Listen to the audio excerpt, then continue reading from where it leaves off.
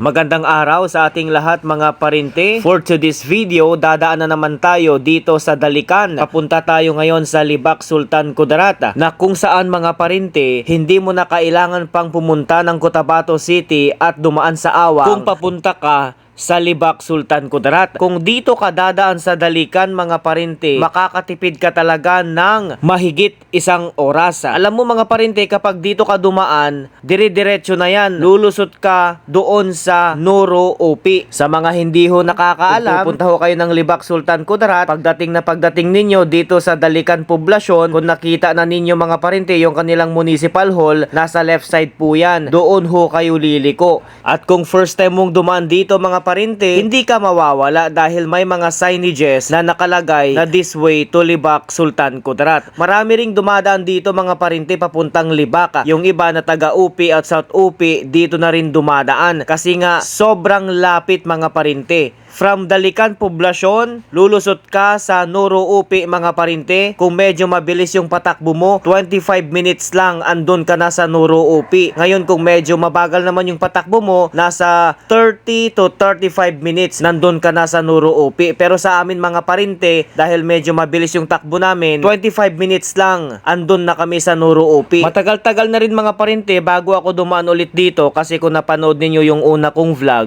dumaan na rin ako dito. Kaya gusto kong ipakita ulit sa inyo mga parinte kasi may mga followers tayo na hindi pa nakapanood ng video na yon. Kaya sa video ito, patapusin mo at panoorin mo at i-like mo na rin at i-share mga parinte. Pwede ka rin mag-comment dyan kung taga saan ka para sa next vlog natin is ma-shoutout kita. Sa mga nagtatanong, lalong-lalo na sa mga first time, planong dumaan dito, sa mga mahilig mag-joyride, mag-motor-motor, ayan, simentado ho ang daan dito mga parinte. 2 lane na simentado. Magmula Poblasyon Dalican papuntang Noro Upi, simentado yan. Walang rough road. At isa pa mga parinte, ma-enjoy ka talaga sa mga tanawin kasi dadaan ka sa mga bundok kung saan maganda yung tanawin dito mga parinte. Madadaanan mo rin yung mga tanim na saging, mga puno ng nyog, at marami ka ring makikita dito na puno ng goma mga parinte. Mamaya sa kaduluduluhan o kalagitnaan ng ating video ay makikita mo yon. At sa mga nagtatanong kung safe nga ba dumaan dito, ang masasabi ko mga parinte is safe. Kasi nga naman, maraming dumadaan dito na mga motor, may mga 4 wheels na dumadaan, at isa pa, yung mga bumabiyahe na mga van papuntang Libak mga parinte, dito na rin sila dumadaan. Lalong-lalo na yung mga van na may biyaheng Libak, kapag wala silang pasahero na taga Cotabato City, dito na sila dumadaan. At nakikita nyo naman sa ating video mga parinte, marami tayo nakakasalubong at marami kayong nakikita na mga bahay. At isa pa, kung first time mong dumaan dito, maging friendly ho tayo. Kapag nakita ko yung mga tao, pwede mo silang kawayan, sabihan mo sila na, "Sir, ma'am, dadahan ho kami dito." Ayun, nakita ninyo yung karatula mga parinte. Gaya nga ng sabi ko kanina, hindi ka talaga mawawala kasi may mga signages na nakalagay na this way to Libak. Sundin mo lang yung mga nakasulat mga parinte, yung mga arrow, sigurado hindi ka mawawala. At isa pa mga parinte, may mga checkpoint ho tayong madadaanan dito, kaya safe na safe ho talaga. Ayan mga parinte, nakikita ninyo yung mga tanim na nyog at yung mga tanim na mais, marami dito mga parinte. At kung napapansin ninyo, nasa window ako ng sasakyan naga-video. Hindi kasi ako nakaupo sa harapan mga parinte kasi may nakauna sa akin doon, kaya gumawa na lang ako ng paraan para maka-video ako for the benefits ng ating mga followers na may planong dumaan dito. Pero sinisigurado ko sa inyo mga parinte na simentado ang daan, 2 lane from Poblasyon Dalican, lulusot ka sa Noro Upi. As in, wala kang rough road. Kitang-kita mo mga parinte, yung daanan 2 lane yan. Di ba, simentado. At paalala lang ho sa mga parinte natin na may planong dumaan rito, kapag nasa area po kayo na maraming mga bahay at maraming mga bata, maraming tao, advice ko lang ho na kung pwede, dahan-dahan lang po sa pagmamaneho para makaiwas ho tayo sa aksidente. Di po ba? Kasi nga para din ho sa atin naman yun kitang-kita nyo yung mga bahay mga parinte, mga bungalow, kaganda tignan. At isa pa, marami ring tao dito mga parinte, kaya wala kang kaba kapag dumaan ka dito. Yun nga lang, kung first time mo, siguro sigurado makakaramdam ka din ng kaba. Pero sinisigurado ko mga parinte, safe ho dito. Huwag na huwag ka lang magpapagabi. Pero sa totoo lang mga parinte, marami na akong nakausap na taga-Libak Sultan Kudarat, yung iba nakamotor pa nga, yung iba nga pastor. Dito sila dumadaan kapag pumupunta sila sa Isulan or Tacorong City kasi nakakatipid sila ng mahigit 1 oras. Sobrang lapit talaga mga parinte. Meron din naman ibang daanan, pwede kang dumaan doon sa Libak, lulusot ka doon sa Senator Ninoy Aquino Sultan Kudarat. Yun nga lang, kapag maulan, basaho yung daan kasi may mga portion doon na hindi pa po simentado. Pwede ka ring dumaan doon sa Kalamansig area. Lulusot din yun sa may Senator Ninoy Aquino.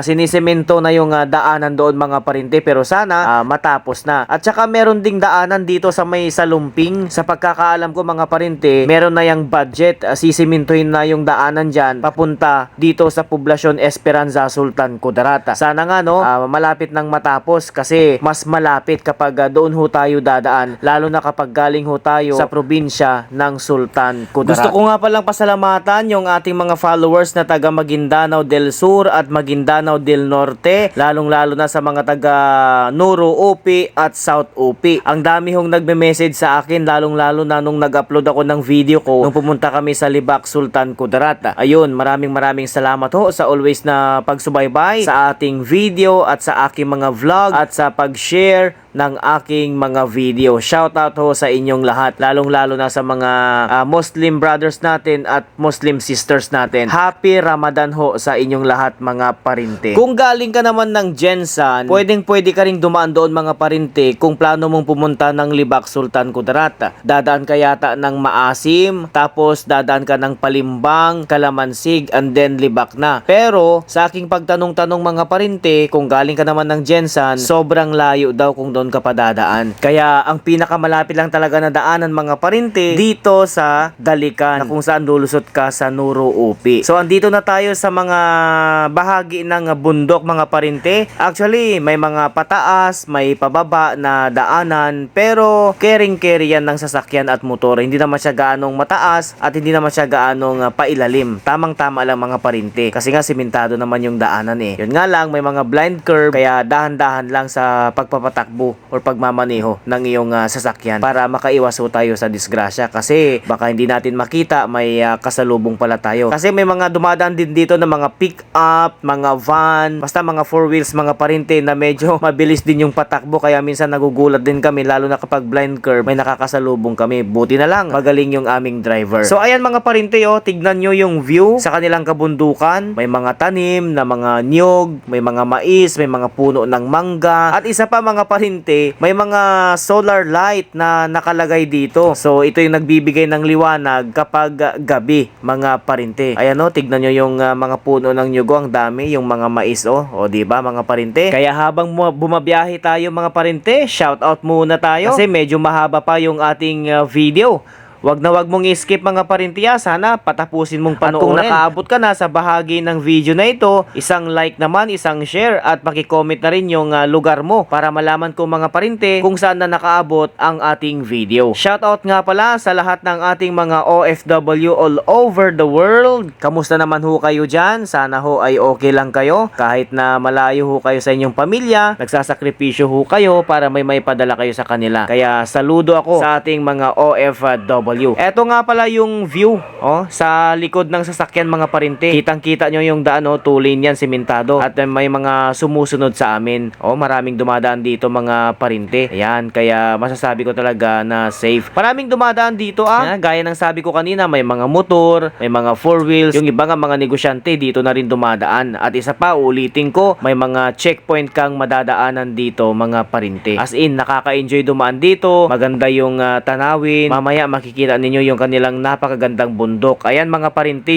kung sa video nagagandahan kayo kapag personal nyo yang makita mga parinte, as in iisipin mo talaga na parang Mount Matutum or di kaya ay Mount Apo. Sigurado maraming mga tourist spot sa lugar na yan mga parinte na hindi pa siguro na-discover. At eto naman yung mga bahay mga parinte na ipinapatayo, marami yan sunod-sunod. Kita nyo mga parinte, yan. So liliko na naman tayo mga parinte. Baka nagtataka kayo bakit kulay brown na yung mais dyan. yan kasi na-harvest na yan, at isa pa sa sobrang init ng panahon mga parinte, talagang nagiging brown na yung mga tanim dito. Pero yung iba naman is green na green pa rin. May mga palay din na nakatanim dito mga parinte, pero halos lahat na makita natin is mga puno ng goma, mga puno ng saging at puno ng niyog. Ayan, o di ba mga parinte? Napakaganda ng tanawin. Tignan niya yung kanilang bundok, oh. Kung personal niyo yung makita mga parinte, as in napakaganda talaga. Yung nasa ibaba kung nakikita ninyo, ayun, oh, mga puno yan ng niyog at tapos mga tanim na mais yung andyan. Yun, mga puno ng goma yun mga parinte. Ayan, mga puno ng goma yan. O di ba? Napakaganda. Tignan ninyo ang kanilang